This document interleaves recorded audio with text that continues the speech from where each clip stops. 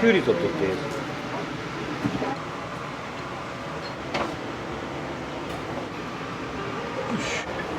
極み料理やけんさ生乗せるだけじゃ芸がないよやっぱり、一番いい状態のこう量に調理してからそれを一つ乗せるっていう、それがうちの海鮮丼のコンセプトで。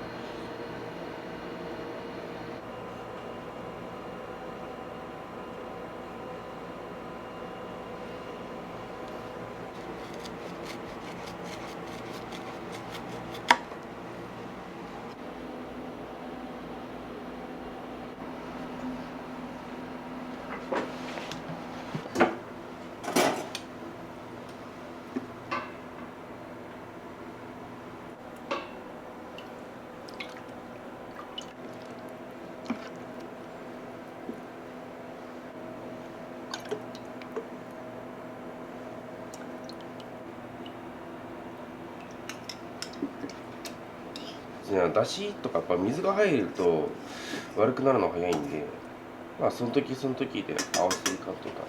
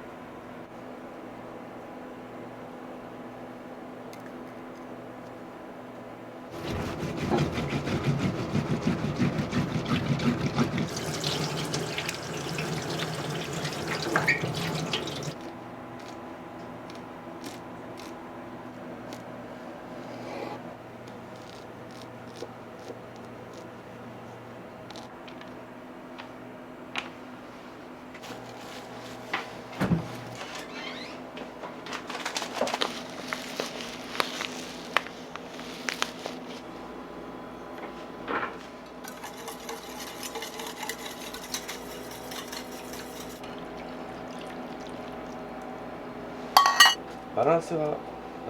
そっちの方がいいですよ。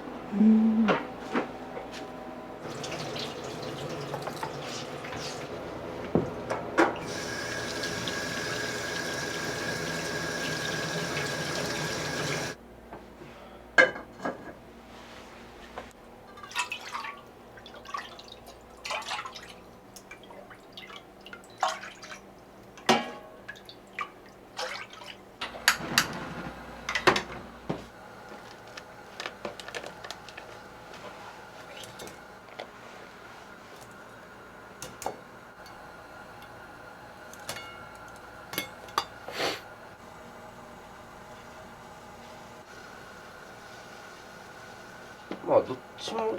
白味噌にはなると思うんですよね。ちょっと甘いのと辛いので。はい、バッチリです。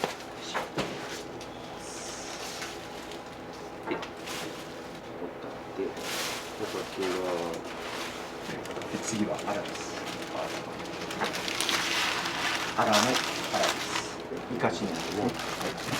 で、サワラ4分の1。はい。オクラです。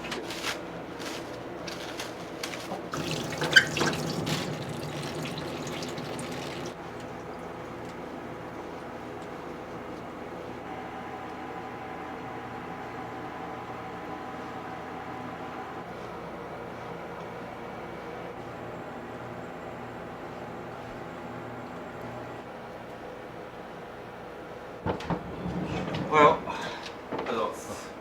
おはようございます。おはよう。よし、頑張れるかね。今日も。いはい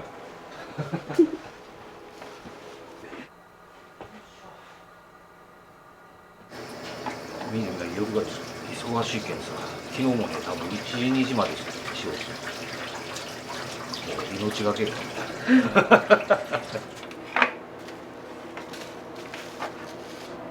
鯛を一晩寝かしとる。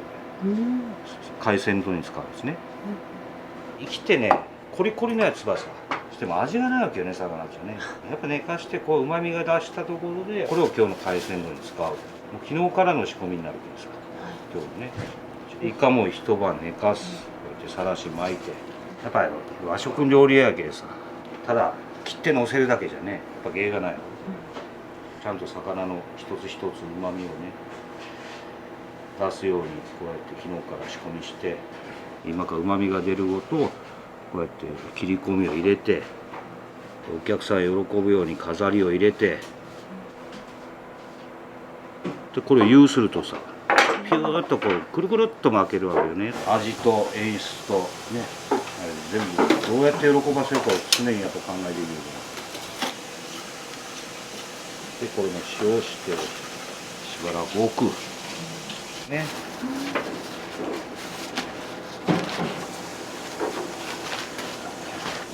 もう基本その日のは使うもんね、うちがね、あんまり。漁師さんが命がけで取った魚やけどさ、いいような状態で使ってやがってな。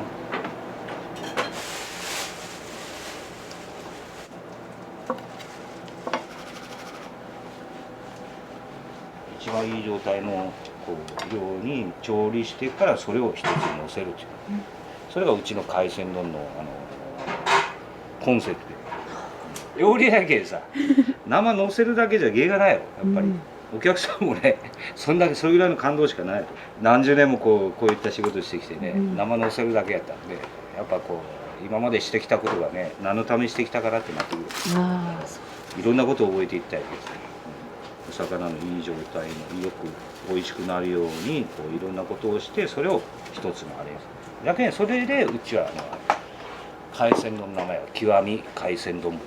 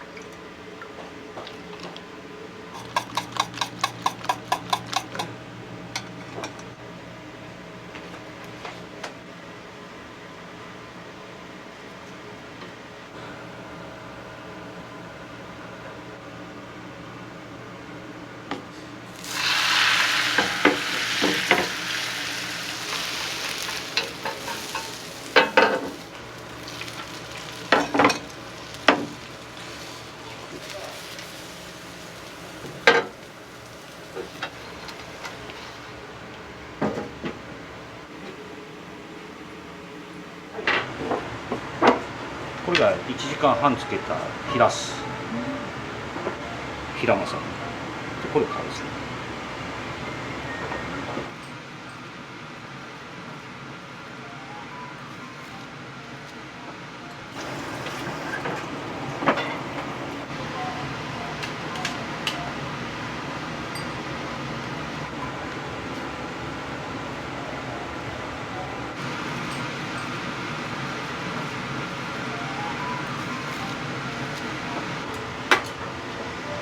これはホタテは柚子醤油に漬け込んで、またこう冬の寒さと冬の香りがするやん、柚子のね、柚子。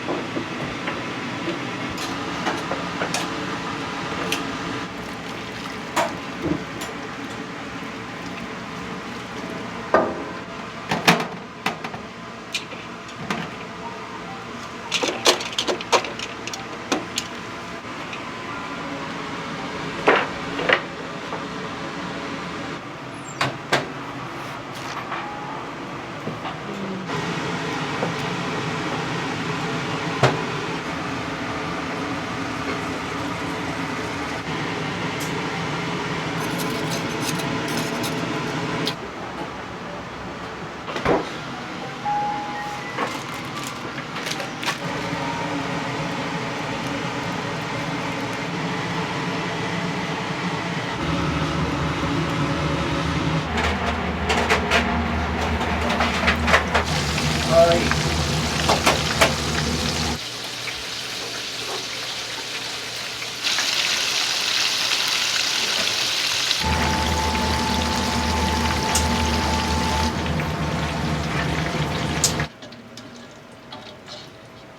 京都の黒七味。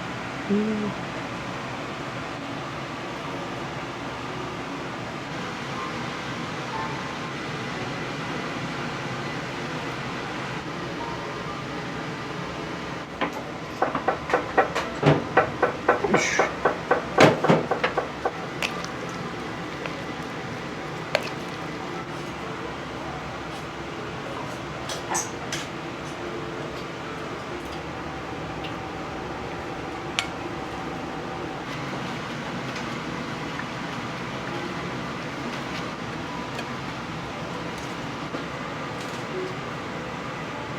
きゅうりと取って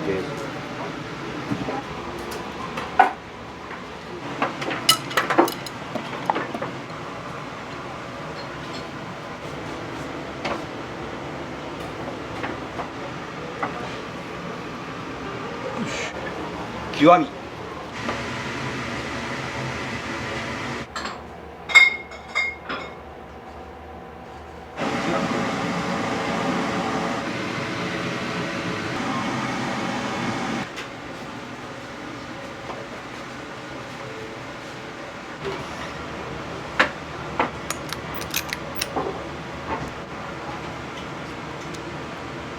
三つ煮にして。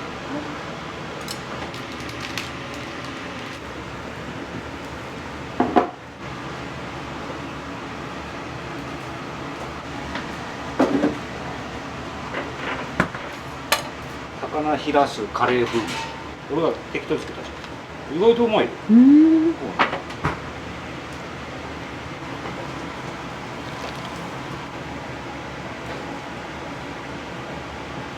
特別にアラも入ってる。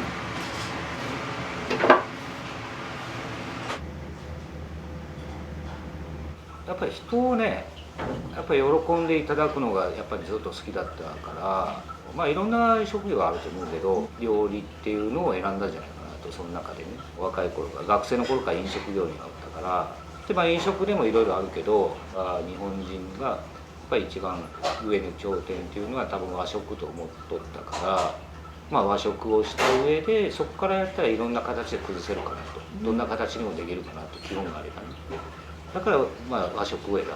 最初はね、自分が入ったのが遅いんやけど、20歳ぐらいまではうどんそば店にで、それからもうそれでもうちょっと和食日本料理っていうのの基本を極めようと思って和食の道に入るために割烹料理に最初見習いで入って22歳の時ぐらいかな。そしてそれから魚屋に行って、や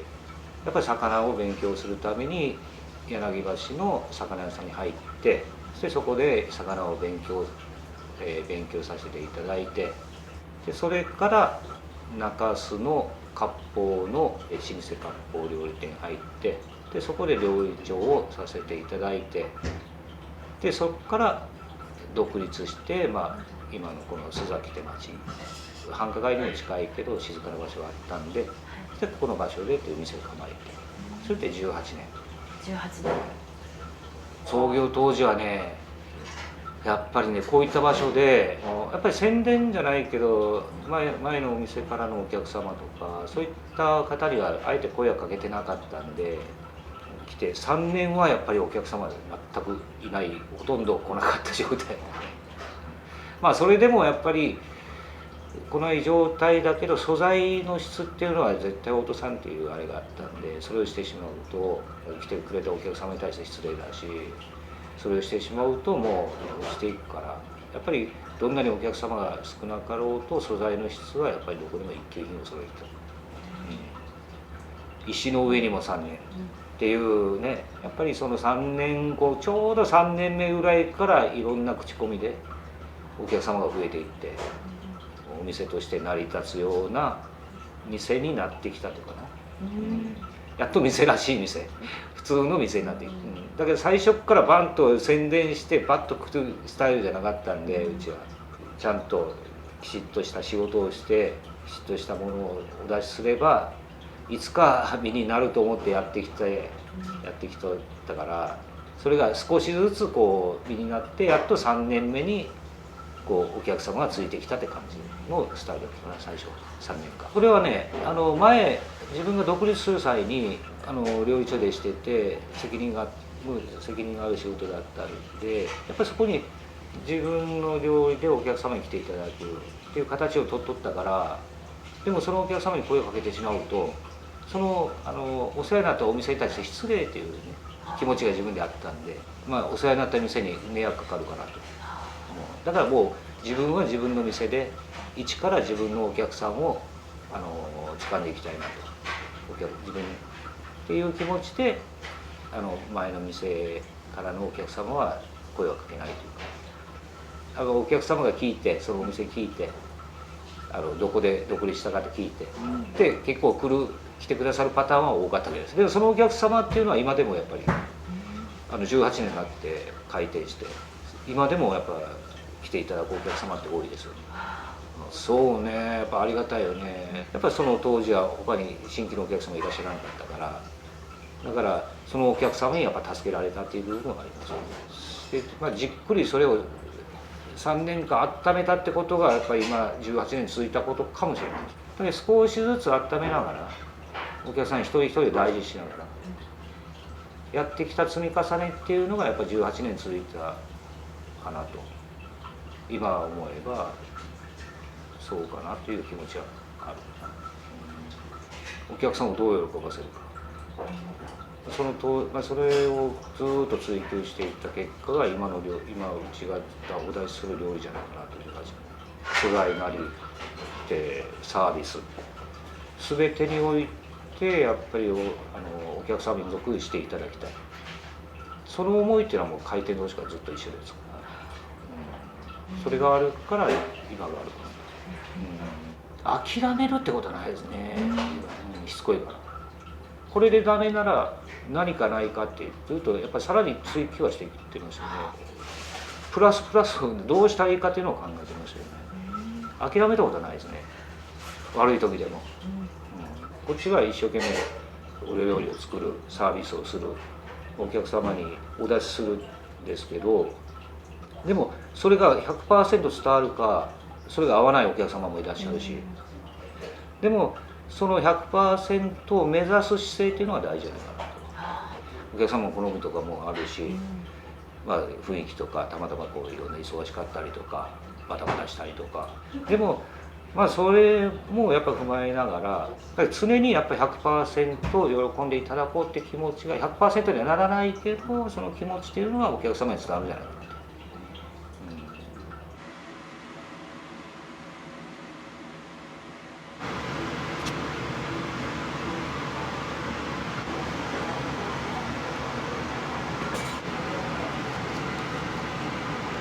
金目と鯛、炭で焼いてこれを出し取ってで最後の炊き込みご飯に使う。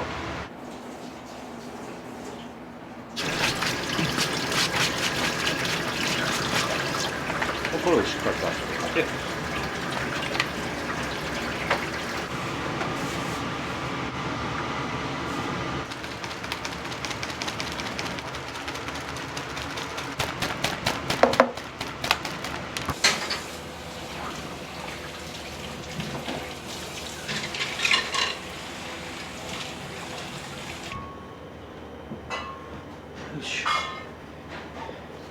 お花を買いましょうかね。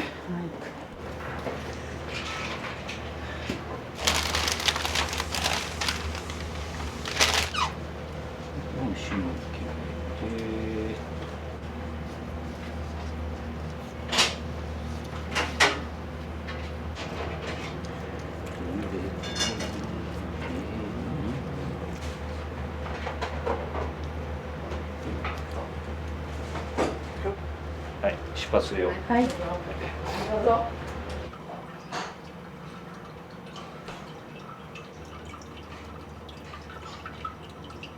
今日も一日お客様が楽しくお酒を飲んで楽しい一日で終われますように。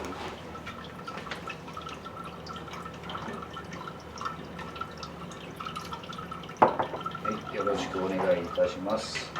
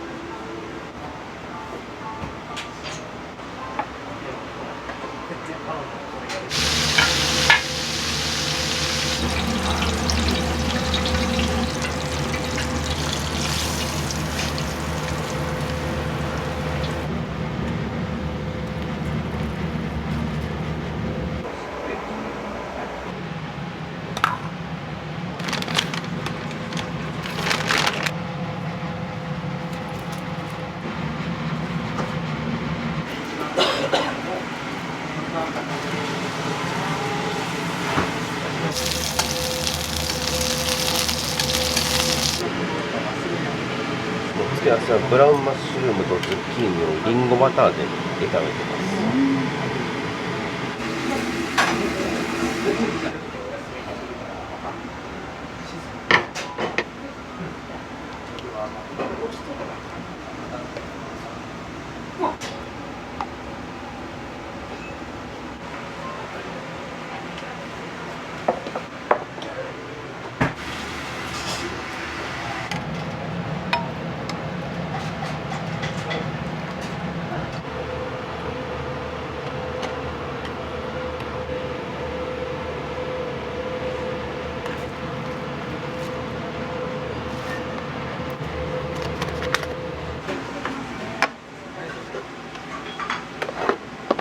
あれです。